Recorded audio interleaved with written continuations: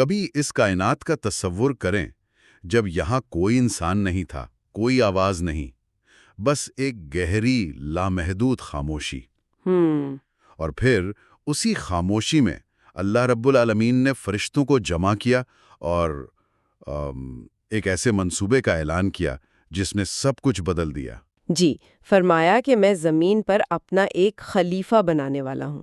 یہ خلیفہ کا لفظ یہ بہت اہم ہے نا؟ بالکل، اس کا مطلب صرف ایک نمائندہ نہیں تھا، بلکہ ایک ایسی مخلوق جو اختیار اور ذمہ داری کے ساتھ زمین کی امین ہو۔ اور یہ فرشتوں کے لیے ایک بالکل نئی بات تھی۔ جی، اسی لیے وہ حیران ہوئے۔ تو انہوں نے بڑے ادب سے پوچھا کہ اے ہمارے رب، کیا آپ زمین پر ایسی مخلوق بھیجیں گے جو وہاں فساد پھیلائے گی اور خون بہائے گی؟ حالانکہ انہوں نے یہ بھی کہا کہ ہم تو آپ کی حمد و ثنا میں مصروف رہتے ہیں۔ صحیح، یہ کوئی اعتراض تو نہیں تھا نا؟ نہیں، بالکل نہیں، یہ ایک حقیقی سوال تھا، اپنی محدود سمجھ کی بنیاد پر وہ بس جاننا چاہتے تھے۔ تو وہ اپنے علم کی بنیاد پر بات کر رہے تھے، لیکن وہ اس الہی حکمت کو نہیں سمجھ پا رہے تھے۔ بالکل، اور اسی لیے اللہ کا جواب بہت بہت فیصلہ کن تھا۔ میں وہ جانتا ہوں جو تم نہیں جانتے۔ جی، بات ختم۔ یہ مشورہ نہیں تھا، یہ ایک فیصلے کا اعلان تھا۔ اور اسی فیصلے کے ساتھ انسانیت کی تخلیق کا وہ سفر شروع ہوا جس کی ابتدا ہوئی زمین کی مٹی سے۔ اللہ نے اپنے 4 بڑے فرشتوں کو حکم دیا کہ زمین سے مٹی لے کر آؤ، جبرائیل، میکائیل، اسرافیل اور عزرائیل۔ اچھا، تو سب سے پہلے حضرت جبرائیل گئے؟ جی، لیکن وہاں ایک بہت عجیب واقعہ پیش آیا۔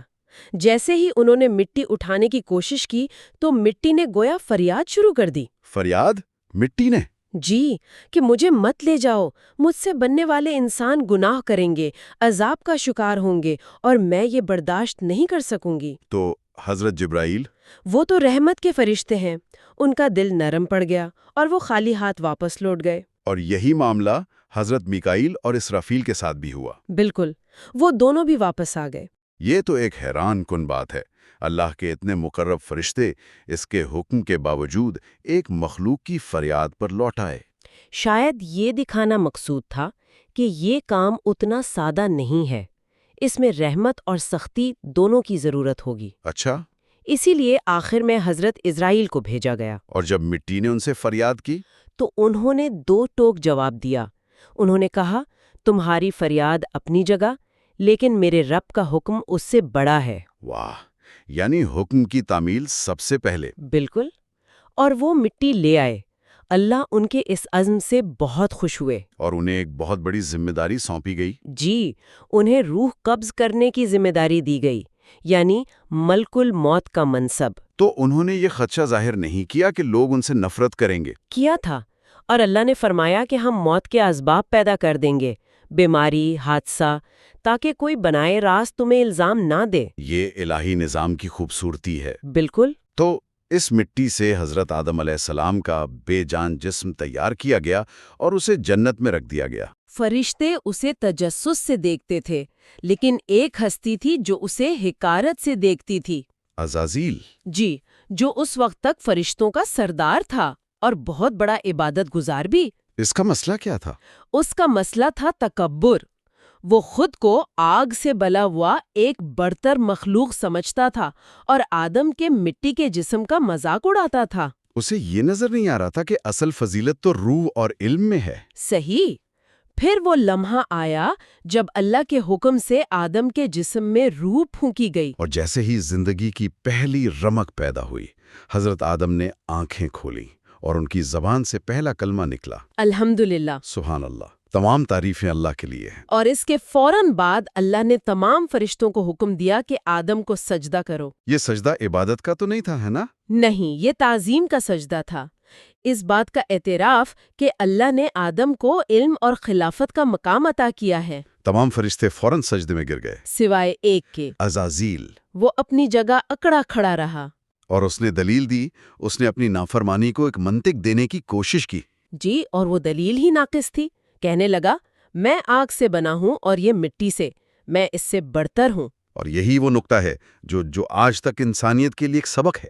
بالکل، تکبر کی بنیاد ہمیشہ ایک جھوٹے تقابل پر ہوتی ہے، اور اسی ایک لمحے کے تکبر نے اسے عزازیل سے ہمیشہ کے لیے ابلیس بنا دیا۔ یعنی مایوس اور راندہ درگاہ۔ جی، اسے جنت سے نکال دیا گیا، لیکن اس نے اللہ سے قیامت تک کی مہلت مانگی۔ مہلت بھی مانگی اور انسانوں کو بہکانے کی طاقت بھی۔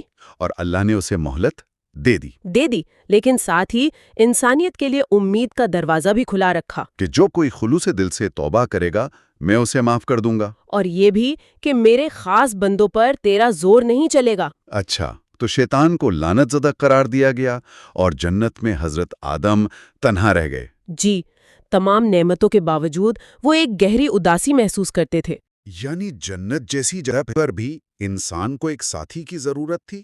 یہ انسان کی فطرت ہے، ہم سماجی مخلوق ہیں، ہمیں تعلق اور محبت کی ضرورت ہوتی ہے۔ تو اللہ نے ان کی اس تنہائی کو دور کرنے کا فیصلہ کیا؟ جی، جب وہ سو رہے تھے تو ان کی بائیں پسلی سے حضرت حوا کو تخلیق کیا گیا۔ کہا جاتا ہے کہ پسلی سے اس لیے تاکہ وہ دل کے قریب رہیں۔ یہ بہت علامتی ہے۔ بالکل، یہ قربت اور حفاظت کی علامت ہے۔ جب حضرت آدم بیدار ہوئے اور حضرت حوا کو دیکھا تو ان کی ساری اداسی ختم ہو گئی۔ اور ان کا نکاح بھی خود اللہ نے پڑھایا۔ جی، اور مہر کے طور پر حکم دیا کہ آخری نبی حضرت محمد صلی اللہ علیہ وسلم پر درود بھیجا جائے۔ یوں انسانی تاریخ کا پہلا رشتہ قائم ہوا۔ اور اسی رشتے کے قیام کے ساتھ ہی ان کی پہلی اور سب سے بڑی آزمائش کا آغاز بھی ہوا۔ جنت کی تمام آزادیوں کے بیچ ایک پابندی۔ جی، اللہ نے فرمایا کہ جنت کی ہر نعمت سے لطف اٹھاؤ سوائے ایک خاص درخت کے، اس کے قریب مت جانا۔ اور دوسری طرف شیطان، جو جنت سے نکالا جا چکا تھا، اسی موقع کی تلاش میں تھا۔ اور اس کا طریقہ کار بڑا نفسیاتی ہے۔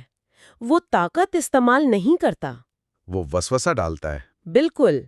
اس نے حضرت حوا سے رابطہ کیا اور سب سے پہلے ہمدردی حاصل کرنے کی کوشش کی۔ اچھا، وہ کیسے؟ اس نے جھوٹے آنسو بہائے، اپنی سزا پر پچھتاوے کا ڈرامہ کیا اور خود کو ایک مظلوم کے طور پر پیش کیا۔ اور جب اس نے دیکھا کہ ان کا دل نرم پڑ رہا ہے تو اس نے اپنی سب سے بڑی چال چلی۔ اس نے اس درخت کو ہمیشہ کی زندگی اور بادشاہت کا درخت قرار دیا۔ یعنی اس نے اللہ کی نیت پر شک پیدا کرنے کی کوشش کی۔ جی، یہی اس کا سب سے بڑا ہتھیار ہے، شک اور بدگمانی۔ اور وہ اس کے فریب میں آ گئے۔ پہلے حضرت حوا نے اور پھر ان کے اصرار پر حضرت آدم نے وہ پھل کھا لیا۔ اور پھل کھاتے ہی سب کچھ بدل گیا۔ جنت کا لباس ان کے جسموں سے اتر گیا اور وہ پہلی بار شرمندگی کے احساس سے دوچار ہوئے۔ یہاں ابلیس اور ان کے رد عمل میں ایک بنیادی فرق نظر آتا ہے۔ جی، بہت بڑا فرق۔ ابلیس نے اپنی غلطی پر تکبر کیا، دلیلیں دیں، جبکہ آدم اور حوا نے فوراً اپنی غلطی تسلیم کی۔ اور یہی وہ ورثہ ہے جو انہوں نے اپنی اولاد کے لیے چھوڑا۔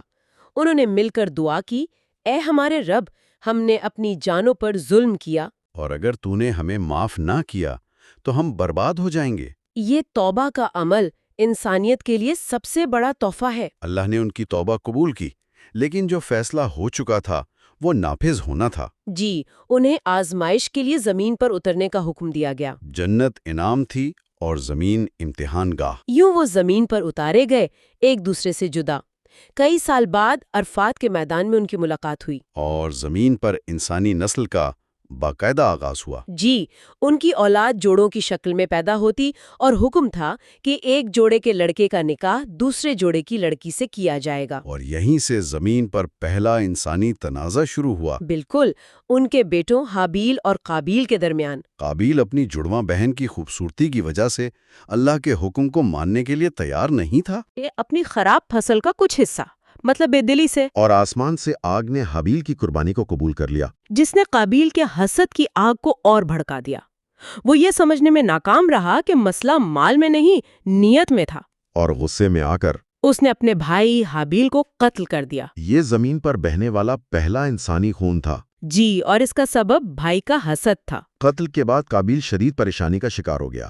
اسے یہ بھی نہیں پتا تھا کہ لاش کا کیا کریں۔ تب اللہ نے اس کی رہنمائی کے لیے ایک کوا بھیجا۔ کوا؟ جی، ایک کوے نے دوسرے مردہ کوے کو زمین کھود کر دفن کیا۔ یہ منظر دیکھ کر قابیل کو اپنی جہالت پر شرمندگی ہوئی اور اس نے بھی اپنے بھائی کو دفن کیا۔ تو انسانیت نے تدفین کا پہلا سبق ایک پرندے سے سیکھا۔ بالکل. وقت گزرتا گیا، حضرت آدم نے 1000 سال کی طویل عمر پائی اور اپنی اولاد کو توحید اور نیکی کی تعلیم دیتے رہے. جب ان کی وفات کا وقت قریب آیا تو ملک الموت تشریف لائے اور ان کی روح قبض کی. یہ انسانی تاریخ کی پہلی وفات تھی. فرشتوں نے ان کی تدفین کی. اور ان کے بعد حضرت حوا بھی زیادہ عرصہ زندہ نہ رہیں. جی، وہ بھی ان کے پہلو میں ہی دفن ہوئیں. کہا جاتا ہے کہ طوفان نوح کے بعد ان کی قبروں کو موجودہ شہر جدہ کے قریب منتقل کیا گیا. اسی لیے اس شہر کا نام جدہ پڑا، جس کا مطلب دادی ہے. یہ پوری داستان صرف ایک تاریخی واقعہ نہیں بلکہ یہ انسانی وجود کا ایک گہرا تجزیہ ہے. بالکل. اس میں تکبر کا انجام بھی ہے اور توبہ کی عظمت بھی، محبت بھی ہے اور حسد بھی. آدم اور حوا کی کہانی دراصل ہر انسان کی کہانی ہے نا؟ جی بالکل. ان کی وراثت میں ہمیں غلطی کرنے کی کمزوری بھی ملی ہے اور توبہ کر کے واپس لوٹنے کی طاقت بھی. شیطان کے بہکاوے کا خطرہ بھی ہے اور اللہ کی رحمت کی امید بھی. اور یہاں ایک بہت گہری بات سوچنے کی یہ ہے کہ آدم اور حوا کی زندگی کے یہ دو پہلو، غلطی کر کے سیکھنا اور خالق کی طرف لوٹنا، یہی ان کی شناخت بن گئے. ان کا سفر ہمیں بتاتا ہے کہ انسان ہونا غلطیوں سے پاک ہونا نہیں ہے، بلکہ غلطیوں کو تسلیم کر کے بہتر بننے کی کوشش کرنا ہے. تو اصل سوال یہ ہے کہ ہم اپنی زندگیوں میں اس ورثے کے کس حصے کو زیادہ اپنا رہے ہیں؟ کیا ہم اپنی غلطیوں پر اصرار کر کے ابلیس کی راہ پر ہیں یا انہیں تسلیم کر کے آدم کی طرح اپنے رب کی طرف لوٹ رہے ہیں؟ یہ وہ سوال ہے جو اس پوری داستان کا نچوڑ ہے.